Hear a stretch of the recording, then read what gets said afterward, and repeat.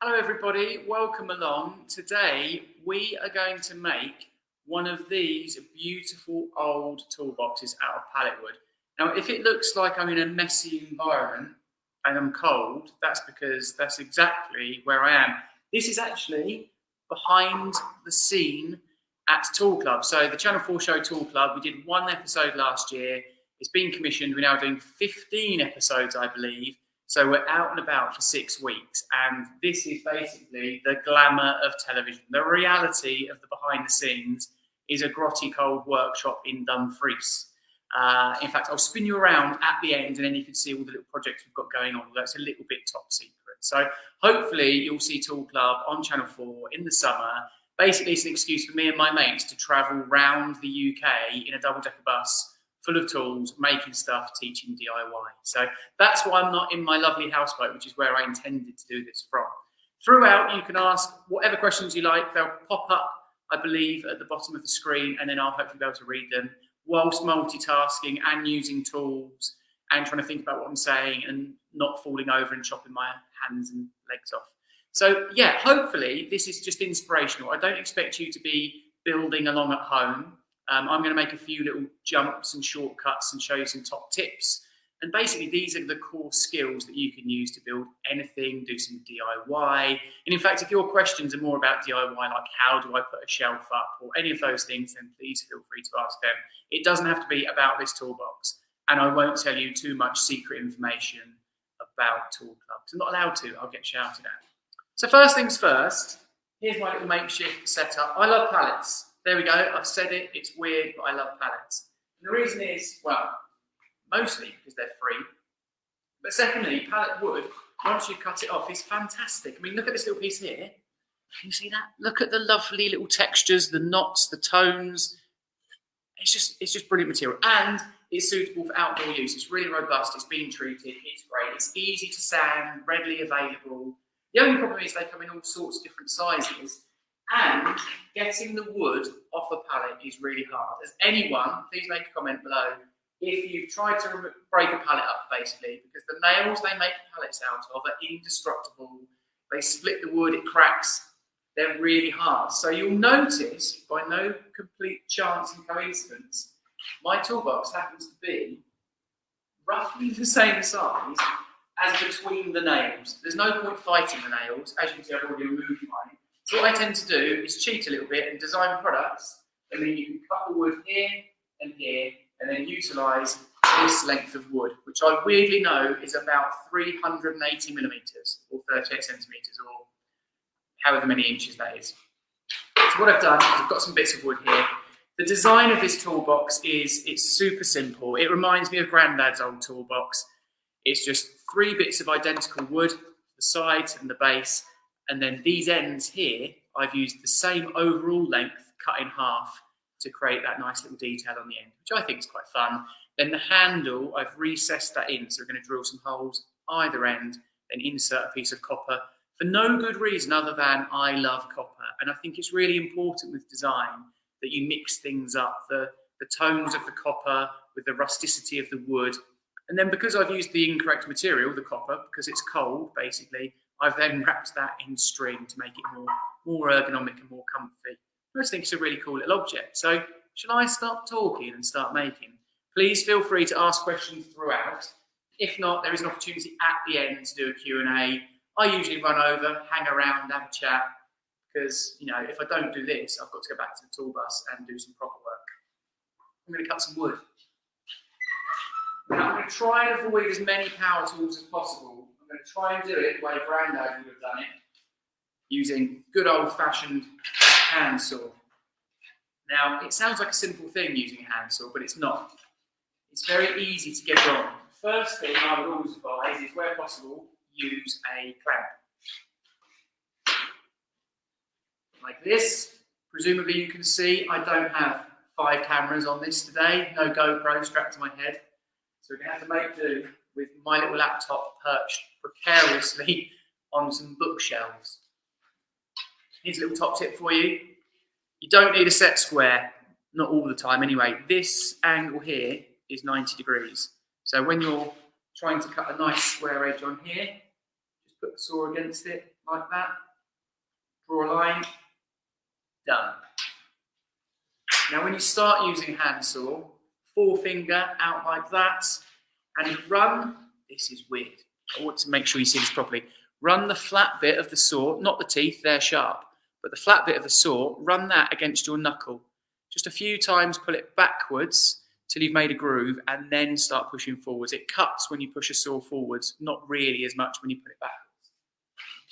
So, drag it towards me once, twice, 3 times, and then very lightly, like that. Come on, I've got this. I'm a professional. I'm an expert on Tool Club. I can do this. There we go. My clamp's not really done uptime, that is it. I tried to avoid it, but I'm going to do it properly. Here we go. That's better. You're very quiet. Is anybody watching, or am I so detailed in my wonderful instructions that there's no questions? Go on, ask a question, someone. There.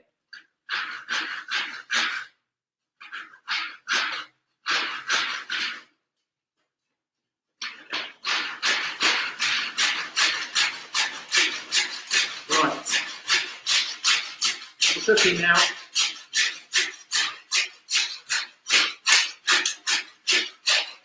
There is every chance this saw's not the sharpest because I was using it incorrectly earlier, cutting something.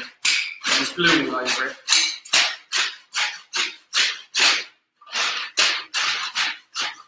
No questions still. See how I'm multitasking, looking up whilst cutting, not paying attention.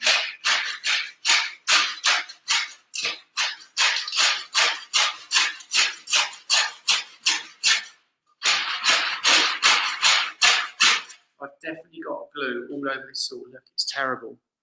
I'm going to get shouted at, aren't I? Fortunately, I've got some pre-cut pieces of wood.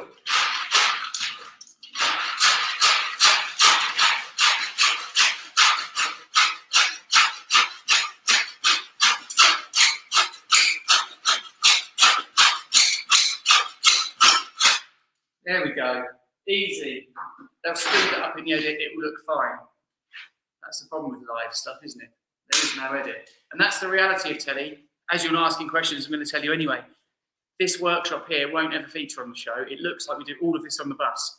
Of course, 4 people on a bus during distancing times is hard. So we have these other workshops behind the scenes and some additional help because it's all just so manic we can't possibly keep up because we're travelling around from Dumfries to Preston to South Wales, visiting about, I think, 60 projects in the end. So it's all absolutely manic, which is why we have this mess of a cold workshop behind the scenes.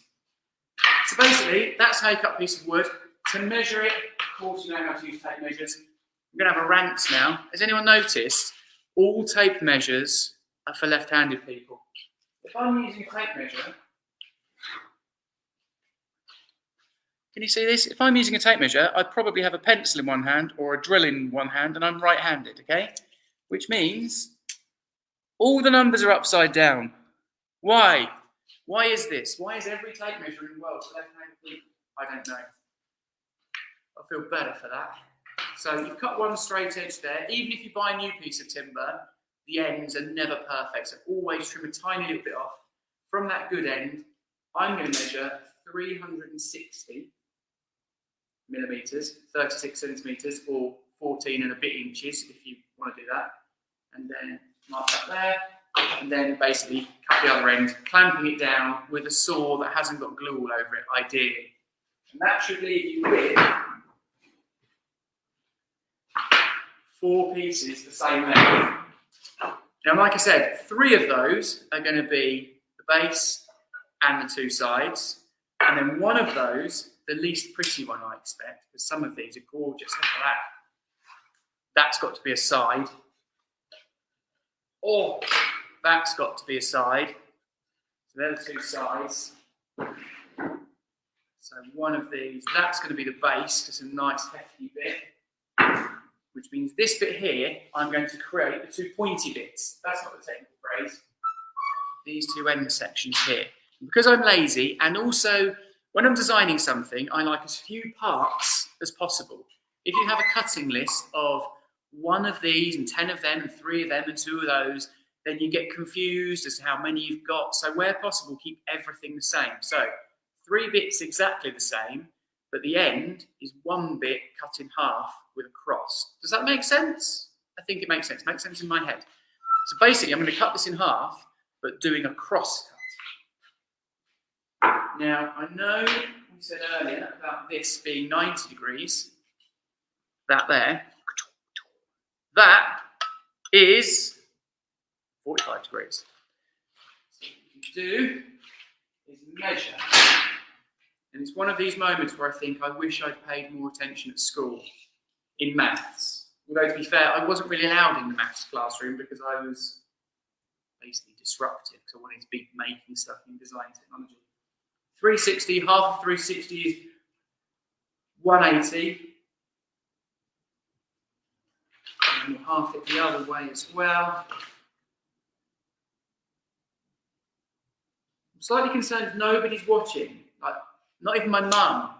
This is bad. I'd like somebody to ask a question or make a comment, even if it's where did I get my jacket from? Don't ask that, I don't know the answer. So then we're going to get that on the 45 like that. I hope you can see what I'm doing there. This is resting on the wood, the other side, in here, going through that centre mark, and that means we can then draw a 45-degree line. Obviously, be careful handling the saw because they're quite sharp. Like that. Like that, like that. I've done that one. I need to do. Oh, I'm so confused. I need to turn the saw over. That's what I need to do.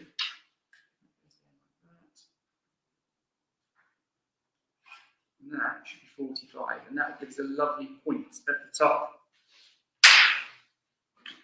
I'm going to try and swap this saw for a sharper. No, I'm not. I'm going to make do with what I've got and to own it.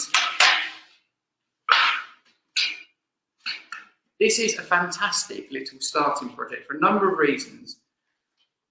Not least, it gives you a variety of tools to use, working with pallet wood, like I say, but also at the end of it, you end up with something quite useful for your tools. Where can you source a pallet from, Victoria? That's a really good question, actually. So I tend to go to local industrial estates because if you get heavy goods delivered on stuff, they pay to get rid of them quite often. So if you go around the local industrial estate, pop your head in, ask, say, can I take your pallet away? Most pallets fit in the back of a boot of most cars. I'm all right, I've got an ambulance, so I can get about 24 pallets in mine, but if you've got a standard car, you'll usually be able to get a pallet in the back. You can go to a pallet yard where they sell them, and I think they're about £5. I mean, everything's gone up in price, hasn't it? Let's be honest. But thank you, so I now know someone's watching other than my mum. And that's a lie, because my mum wouldn't know how to tune into this if she tried. And also, she's very bored of me talking about upcycling. How do you keep a saw sharp? Andrea, my granddad and my dad would have spent hours with a little file, filing each tooth and sharpening it with a sharpening stone. Don't get glue over it is a top tip, which is what I've clearly done. But in this awful throwaway disposable society, we don't tend to sharpen saws anymore, which is a real shame actually, because it's actually cheaper to buy a new one. So I'm ashamed to say I have never ever sharpened a saw blade. But now I feel like I want to and should do. So thank you, you've inspired me. In fact, on Tool Club, I'm now going to try and do a little section on sharpening blades. And if I do, that's because of you, Andrew. So you've got to watch Tool Club now in case. Oh, and also, I see my hair's all over the place. That's because I was wearing a bobble hat earlier. Like I say, it's all glamour. There is no rider, there is no stylist, there's no hair and makeup. It's just me in a dusty workshop. Sounds like I'm moaning a lot,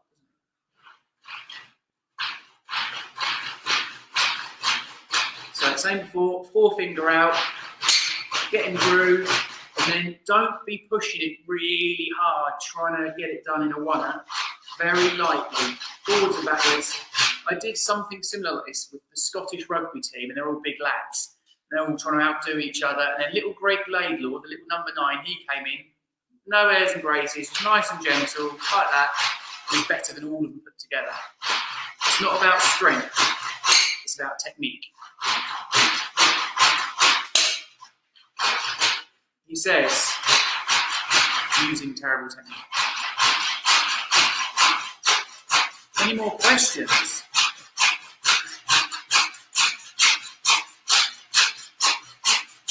Of course, if you're cutting like this, you could use circular saw, you could use jigsaw, although a jigsaw is designed to cut more wiggly wobbly lines. This saw is actually designed to cut nice straight lines. But there are mechanical versions of this.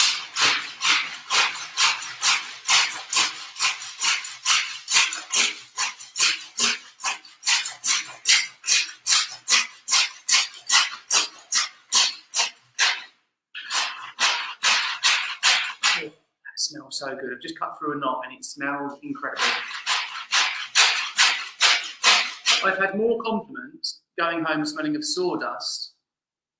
Will it be easier to clamp the wood before sawing? Absolutely, Helen. I've done it. Badly, but I have done it. So yeah, where possible, always clamp the wood. It will help. It's not just like one of those health and safety things that we don't really do. It genuinely is much better. But still lean on it. I think a lot of upcycling and DIY is about confidence. And the more confident you get, the more you lean into it. And the more you lean over it and into it, the more you use your body, it becomes safer and easier. And therefore you build up your confidence and then you go on to build bigger and better things. Bingo. So as you can see, 45-degree cut, and now we're going to do it the other way. Come on, ask me a question. Anything, absolutely anything. Almost anything, within reason. And if it's, do I drive the double-decker bus? The answer is yes, because I'm old and have grandfather rights on my licence. And if you remove, this isn't a top tip, don't do this at home, but if you remove all of the seats of a double-decker bus, apart from 8, you're allowed to keep 8, then you can recategorise it and then drive it. Please don't all go and do that now, we'll get shouted.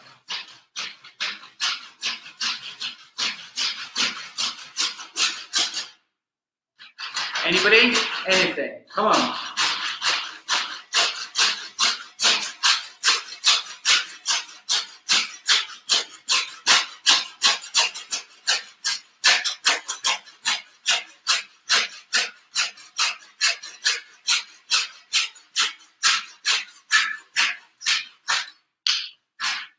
Here we go. Beautiful. Now we'll give that a little sand, as we will all the wood actually, and it's a good excuse for me to sit down. Now with sandpaper, this is obviously meant for a circular sander, a mechanical one, but if you fold it in half, it's fine. You'll notice on the back, can we read that? P120. So if you're a geek, like I am, can you cheat and use an electric saw? Absolutely, Helen. And if I wasn't doing this for you, I would be using an electric saw. And in fact, when I do a little tour at the end, you'll see there are lots of electric saws around. So why I'm doing this, I never know. But I think it's nice to say that you can do this. This is accessible to everybody. If you went out and spent 20 quid on hand tools, you can make one of these. You don't need loads and loads of power tools and expensive bits of kit. I love turning up to sites with just basic tools and still creating something good. I think if you turn up with really expensive tools in a big shiny van, you better be good, because you're talking the talk and walking the walk, you know what I mean? So P120 means there's 120 particles per square inch. I think that's true. I was told that years ago, and I think it is true, because P40 would be really rough, P400 would be really fine. You can get wet and dry, it goes up into the thousands. So P120 is like a mid-grade, slightly fine. Just to finish off, as you can see, get rid of those splinters and turn the pallet wood into something more beautiful. What do you need in a basic toolkit? That's a very good question. I'm going to refer to my bench. So I've got it here. I would say take measuring pencil first and foremost for marking and measuring. I would probably invest in a combi drill. If you're on a limited budget, something like this combi drill is an absolute necessity. And the reason it's called a combi drill is because you can do the 3 basic things. So you can do drilling, which is this symbol here. If you turn it around, you can do screwdrivering, not really a phrase. And if you turn it around to the hammer, that's for hammering, which means you can drill holes in masonry. With the screwdriver setting also, that then takes you on these numbers, and that's a ratchet. So if you put it down to 1, you can actually hold the chuck, you can stop it spinning. So if you were screwing into a piece of softwood, you'd put that number really low and it'll automatically stop it pushing the screw all the way through. If you wind it all the way up, it gets gradually harder and harder and harder till you can't stop it spinning in your hand. So one of those, sort of 50 quid-ish, that will do most jobs around the house. And of course, everything now is battery powered as well. It used to be cables and extension leads and stuff. So I would probably miss one of those, a hammer, tape measure, pencil, we've said, goggles, cheap little dust masks. I'm looking around the workshop now because they're all in front of me. A little scalpel type box cutter, decent claw hammer, clamps, a couple of clamps would be lovely. An adjustable spanner maybe. You don't need a full socket set behind me, but you don't need a full socket set. An adjustable spanner will do most things. The hand saw that we've used already, selection of sandpaper, and then just gradually build it up. Spend a £5 at a time. Once you've made one thing, reinvest the profit if you've sold it into a few more tools. That's what I did. Got loads of my dad's old tools as well, which is frustrating because he used to write his name on it, so I had to give them back. So yeah, and I think second-hand tools, they're fantastic. You go to most charity shops, they'll have a bucket of old tools, and they used to make them a lot better. So you get a nice wooden handled hammer and probably some pliers. Some old chisels might be quite nice as well, although they're quite tricky to use. My new favourite tool, I don't have one here because I've just delivered it down to Jess, who's working on this project with me, is a multi-tool, and they're fantastic. So they were invented apparently because doctors and nurses used to remove the plaster casts with them. So it vibrates ever so slightly and it can cut through a plaster cast, but then when it touches your skin, it doesn't hurt. But for cutting out, say, a socket in the wall through plasterboard, she's removing wallpaper with one as we speak. So I think a multi-tool is also good. And if you can, a small miter saw, which we could be using on this. In fact, we've got time. I'm going to show you a miter saw. Wait there, don't go anywhere. Obviously, I've gone completely off script here. I shouldn't be doing it. This is a very small miter saw, very affordable, and basically, it's exactly what you've just asked about. Is there a quicker way to cut this wood? What you would do is you would put that in there with goggles on, but it's not plugged in. Press the safety, pull the trigger, and that blade there would cut through the wood. And again, that's a lovely piece of kit. Quite affordable these days, and you can just turn it to 45 degrees. So we could be using that. But obviously, I want to show you the old-fashioned way. So yeah, I'd probably include that in my toolbox, but that won't fit in there either. That would look daft. And screwdrivers. There's flathead screwdrivers, which are also the most dangerous tool in the toolbox. So you've got Phillips screwdrivers, are the 4 pointed star-shaped ones. Posi, which is like the modern version of Phillips, which has got actually 8 points of contact. They're less likely to chew up. And then the old-fashioned flathead screwdriver and screw, which if you get a piece of lovely old furniture, they line the little slots up together and they all point in the same direction. It looks lovely. If you try and take them out and they're covered in gloss paint from the last 40 years, then you often skid off and you pierce your hand and you hurt yourself. So I try to not use flathead screws for that reason. They are beautiful.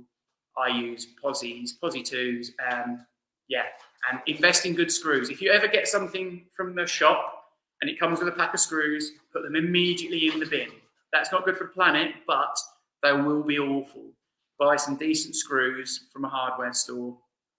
Buy good screws, because otherwise they chew up. And if you get a screw halfway in and it chews up, then you spend the next day swearing at it and trying to remove a chewed up screw with mole grips, and it's not worth the palaver. Put the cheap ones in the bin, use decent screws always. In fact, we're going to be using some good screws now. Do you know what I'm going to do? Because I've gone off on a tangent, I'm going to cheat a little bit. I'm going to use that piece. The other piece on the floor I'm going to ignore. Here's one we made earlier, or 2. We now have our 4 pieces. I'll give them a quick sand.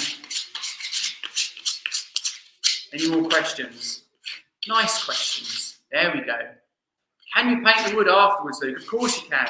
Now, I've got a love-hate relationship with paint, because for a period, about 5 years ago, we painted everything. If it didn't move, we painted it.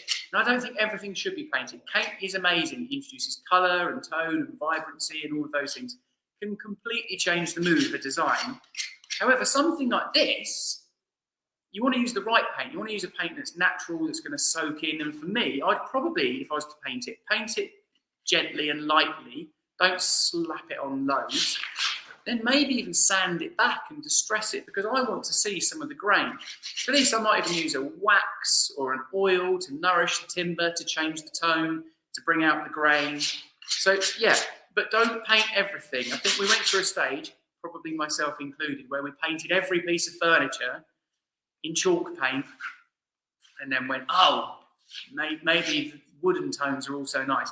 And actually, when I use paint, I use it and contrast it with timber. So if I've got a chest of drawers, for example, I think maybe leave the drawer fronts timber with some nice handles and paint the exterior, or leave the exterior. I tend to pick the worst bits, actually, and paint them.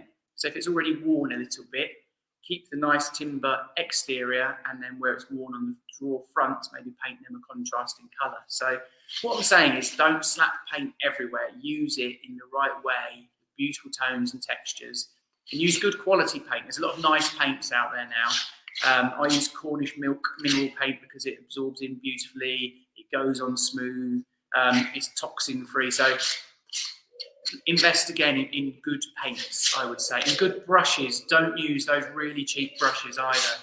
Get nice brushes. Right, here we go.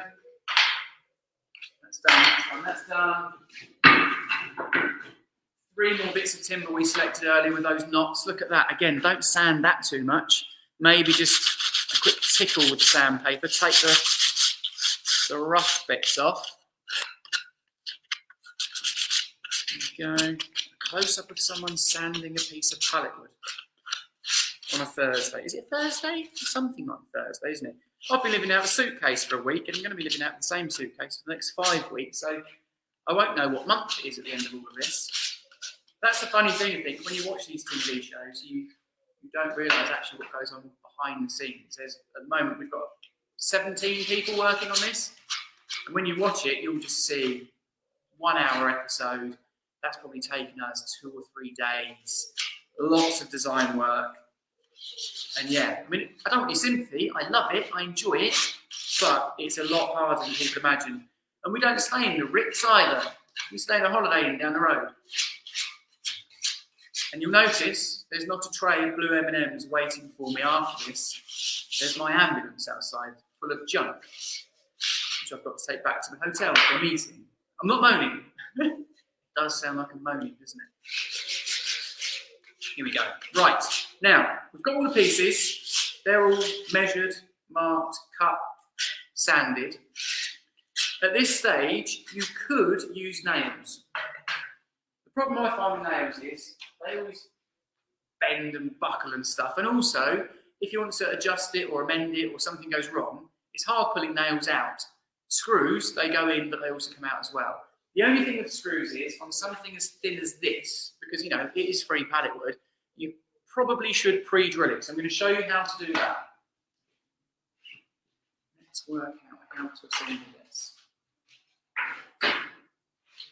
So, there's never a right and wrong way particularly, it's always the way you find easiest. I think we want that piece definitely on the outside. I think that piece definitely on the outside there, like that. Then the 2 ends will go in there and there. Yes, we're going to assemble that bit first. We're going to drill our holes. And then I'm going to show you my favourite tool in the world, which is probably also the cheapest tool in the world.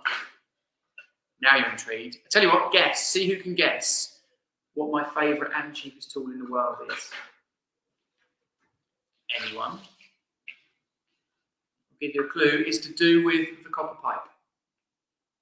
Right, so I'm just going to, you could clamp this.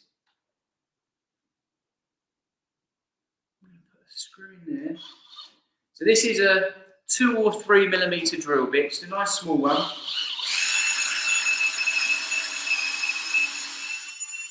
And the reason I'm drilling it first is so when I put the screw in, it doesn't split the wood. If you screw just into the wood without pre-drilling it, chances are it will split.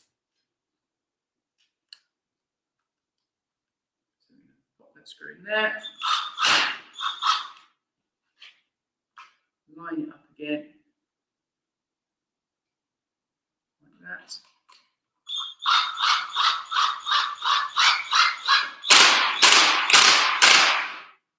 Beautiful. Now, I'm going to show you, see that's gone in there, like that. Nice and flush, they're countersunk screws. You don't need to countersink it, just a normal drill bit will do. And what you heard there when it went, that's basically because I used an impact driver, like this. This is like the combi drill, but it's more hardcore, I guess. If you're putting together some decking or joining two bits of timber together, because it makes that noise and it rattles, that's the impact. It draws the two bits of wood together. So this is a wonderful tool. I used to not like these. I used to think these were quite crude and they were for building sites and people who didn't care too much about their work. I've since realised, having worked with a lot of carpenters, that these are, if you're taking it to the next level, invest in an impact driver. Quite often you see you get both of them in a pack. So that's what the other one is. What does a countersink mean? It's a very good question. I said that like everyone knows, didn't I? So, with a screw, can you see that? Of course you can. You see that little V bit? So that means it goes flush. So with these screws, you drive them into the wood and the top of the wood is flush. So they're completely flush. You can get dome head screws which sit proud of the wood. But I always use countersunk ones because they give a nice finish. So if you were to countersink it, you could get a drill bit. In fact, I've got one right there.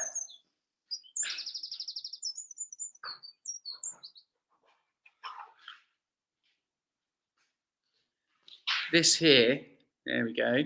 So that's the drill bit here, and this is the bit that creates a V, and into that V goes your screw head. Does that make sense? I think so. So that's a good bit of kit, actually. I could be using that. I don't know why I'm not using that, because it's in my toolbox just over there.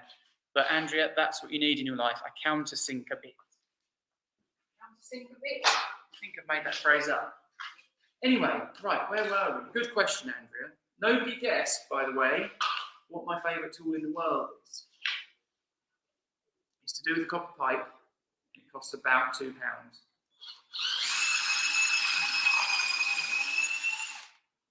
I tell you what, if you guess it, I'll send you one. I'm sure the organisers are now thinking, oh, what's he doing? Stop it. Stick to what you should be doing. Stop offering people free tools. Copper pipe, favourite tool in the world, costs about £2.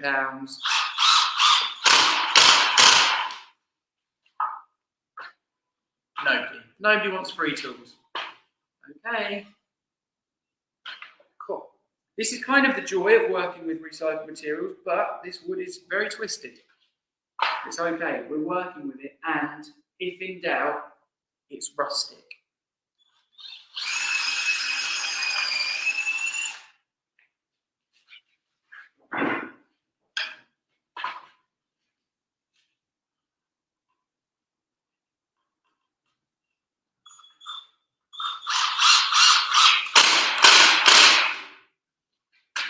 Right, 2 bits.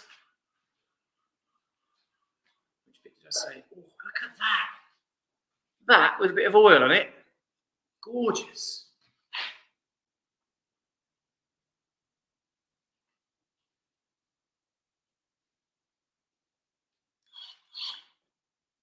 Come on, you can do this.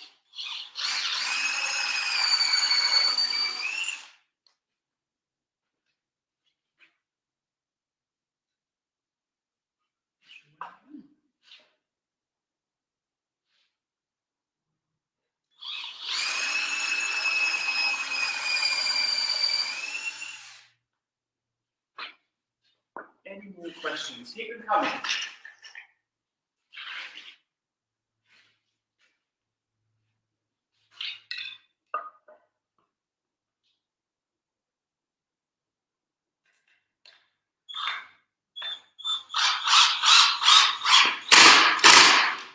If you don't ask questions, I'm going to start telling you random facts again, like the sandpaper thing. Nobody wants that.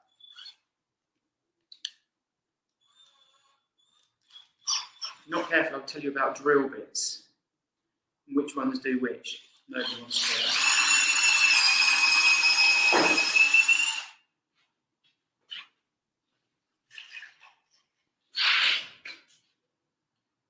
There will be a proper Q&A at the end.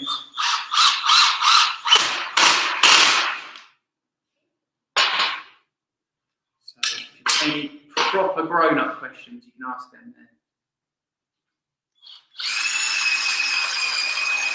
Now, another project I like to do, if you're starting out in upcycling, is a dining chair. I've just done one yesterday, actually. Beautiful chair. And that's because dining chairs, they've got the wooden elements, they've got the removable seat fob, and you can upholster it, you can paint it, you can distress it, you can really go to town on it. So if you're looking for your beginner's guide, your first upcycle, I would suggest a dining chair. And also, dining chairs are weirdly cheap.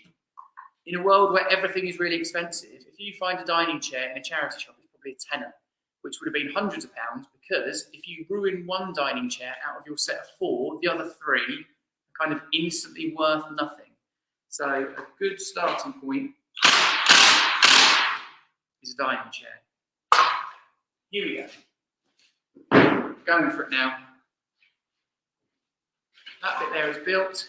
We've got the 2 ends ready. They're going to go there and there. But before we do that, we're going to drill some holes. Because the copper pipe, I think, looks lovely because it's just recessed in. There's no extra fittings or fixtures. I'm going to use 15mm copper pipe. That's the standard stuff you use in your house, or you used to use in your house before push fit came along. In reality, we all use plastic push fit now, unless it's on display. And what we're going to do is we're going to drill a hole roughly between here and here, the hole there in the middle. Could you use wood glue? I'm not a massive fan of wood glue because it means once it's done, you can't undo it, and taking wood glue apart is hard. Those 3 screws in each of those sides will be absolutely plenty. There is a place for wood glue if you want them to stay together forever, but you also need to let the glue go off and use the screws would be actually holding the 2 surfaces together while the glue sets. And there are some really good adhesives now. I didn't used to like adhesives. It's all about mechanical fixings like nuts and bolts and washers and screws. But actually, having taken the camper van apart, so when I took that camper van apart, when it was an old ambulance, taking the shelving out took me days and days and days, if not weeks actually, if you watched my social media, probably even a month to take all this stuff out. And that was basically glued, but with rivets. And I thought it was the rivets holding all the stuff together, but it wasn't. The rivets were just put in place to hold the glue while it sets to hold it in place. So you can, if you want to build something that's going to stand the test of time, and it's made out of wood, you could use wood glue between the 2 bits of wood and then screw it, and the screws will really hold it together and clamp it while it sets, but you still leave them in. So yes, Andrew, you can, and there's PVAs, there's loads of great glues out there actually. So we're going to measure halfway, 80, which is 40, even though I know that, and then using the saw as a straight edge, I'm going to find the centre between those 2 points. There we go. That is the centre hole for my drill bit. Now this is a slightly different drill bit because it's bigger. Can you see that? That's a Forstner bit, so it's 15mm in diameter. So we start to use these things called Forstner bits. If you use a standard big drill bit, you don't seem to get them actually. So this size would be a Forstner bit. If you've got long hair, of course, when you're using drills or anything that spins, these are inside hair back. Or hoodies. I see a lot of carpenters wearing hoodies with spinny things, with big long, what are they called? Those bits, you know what I mean, don't you? The bit of string that goes through a hoodie. Now, when I drill a hole in a piece of wood, if you're going all the way through, I try and make it go into another piece of wood. So get a sacrificial piece of old timber, because if you hang a piece of wood off the edge of your workbench and drill through it, it will splinter out the bottom and it'll break away and it looks horrible and you have to sand it back. If you drill through one piece of wood into another piece of wood, then it stops it doing that. Now, as it happens, we're only going halfway through this. We don't want this hole to go all the way through. So 15mm hole. Sometimes you have to take a stand back and just look to make sure your drill's actually vertical. Because what a lot of people do is to push down hard. They put their hand above where the drill bit touches the wood to push down as hard as possible, but then it's not vertical. So bring it back, take a stand back.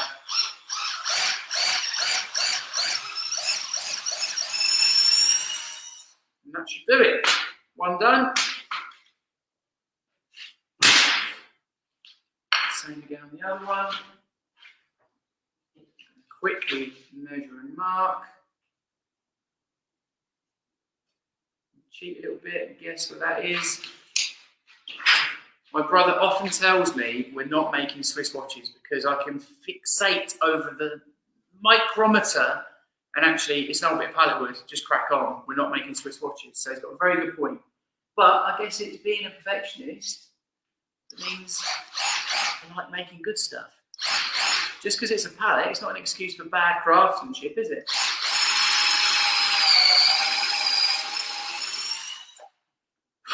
Lovely. I think now we have all our components. Let's put one of these in.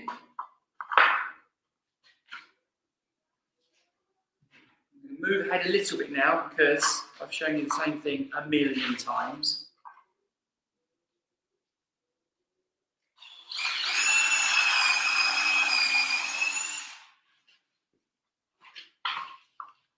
Any more questions, please? I feel most unloved if you don't ask me questions. It sounded really attention-seeking, didn't it?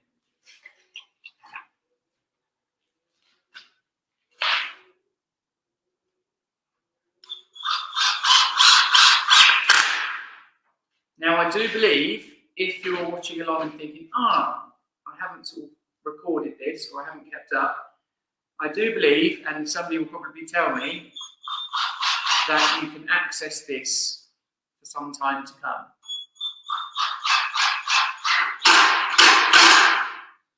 If not, watch Tool Club. I'm not even paid to say that. Okay, so I've got one piece in. Now, we don't put this piece in yet because we need to access for our copper pipe. And I know that for a fact because the last time I built one of these, I forgot to put it together, then had to put it apart again. Now, I believe this copper pipe here, we need to measure it in such a way, you see that there, that it goes halfway into this piece of wood and halfway into that piece of wood. So that is from there to there. Yes, there. Okay. Now, cutting metal sounds scary.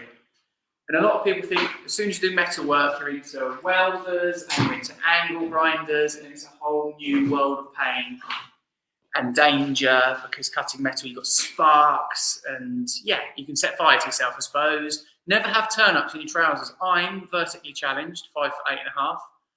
So I used to roll up all of my work clothes because it looked cooler. If you're using an angle grinder or a welder, those sparks then go down your leg, they fall into your turn-ups and set fire to you. So don't do that, never have turn-ups. Who knew that, eh? Fashion advice as well. So cutting metal could be hard, sounds hard, but these little things are called pipe slices. And all it is, there's a little roller in there and a little disc, a little cutting wheel. They always have a little arrow on them. And all you need to do is put the copper pipe inside, line your pencil line up with the cutting disc, and then follow the arrow, give it a couple of turns. You can't imagine that's cutting metal. And voila, it comes apart. And the best bit is, that cost probably £2.50, which is why I offered to send somebody one, but you didn't want one. But once it's cut it leaves a kind of really nice beveled edge that isn't sharp. If you'd have cut that with a hacksaw or a grinder or something, that would have given you a really sharp edge. So that is why it's my favourite tool in the world, maybe after a multi-tool. Trust me to have two almost identical pieces, so I don't know which one's which is the offcut and which is the bit I need. There's millimetres in it.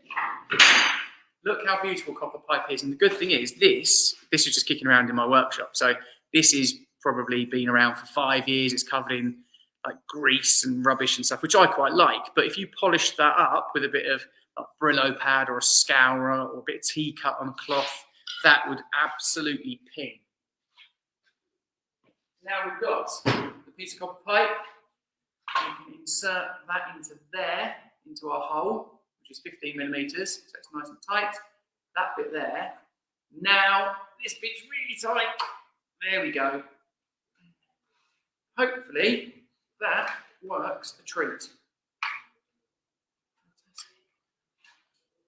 Come on, we've got this. Can you hear the pigeons in the roof? That's how old this barn is. And how unglamorous television is. Right. I believe 2 more screws. And we're done. Any more questions?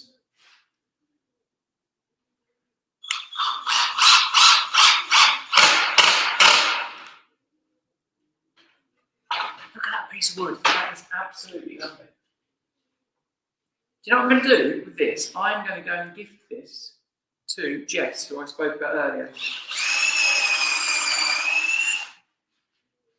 She's working in the workshop, pretty much covering for me while I'm away playing with you lot.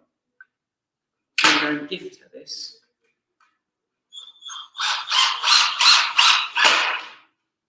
Fantastic. Now, you could leave it like that, or you could wrap some string around it. Do you know what? Because I've already got one that's got the string around it, I'm going to leave this one as it is.